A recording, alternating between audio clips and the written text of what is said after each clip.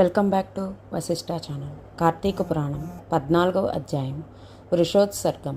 జనక మహారాజా, కార్తీక మాసంలో వృషోత్సర్గం చేయడం చాలా ప్రశస్తం. వృషోత్సర్గం అంటే ఎద్దును అచ్చు వేసి విడిచిపెట్టడం.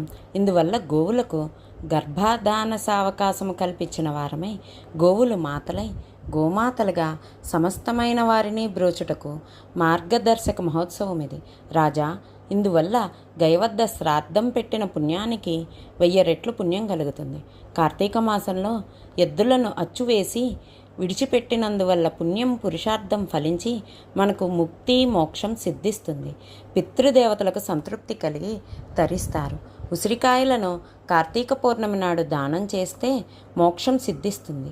శివలింగాన్ని ఈ కార్తీక వ్రతం చేసే ముందు దానం చేస్తే 7 తరాల వారికి మోక్షప్రాప్తి కలుగుతుంది. వ్రతదీక్షితులకు మంచి ఫలితాలు కలుగుతాయి. మహారాజా, ఈ కార్తీక మాసంలో చేయకూడని పనులు చెబుతాను విను.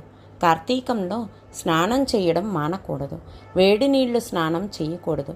నూనె వ్రాసుకొని తలంటు స్నానం తగదు. నువ్వులు దానం తీసుకోకూడదు. పగటి నిద్ర పనికిరాదు. సంస్కారహీనుని ఇంట, కులభ్రష్టుని ఇంట ఆహారం తినరాదు. విధవరాలి చేతి అన్నం తినరాదు. శ్రాద్ధ భోజనం తినరాదు. సూర్య చంద్రగ్రహణ వేళల్లో భోజనం చెయ్యరాదు. ఏకాదశి రోజున భోజనం చెయ్యరాదు. పరాయి ఇంట భుజించరాదు. తిలాపిష్టము వెల్లుల్లి తినరాదు. ఎంగిలి తినరాదు. కంచుపాత్రలో అన్నం తినరాదు. దీపారాధనను చేయ నిర్లక్ష్యం తగదు.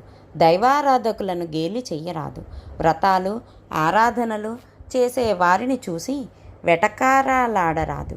వేదశాస్త్రాలను ధర్మశాస్త్రాలను నిందించరాదు. ఈ నియమాలు పాటించిన వారికి మంచి జరుగుతుంది.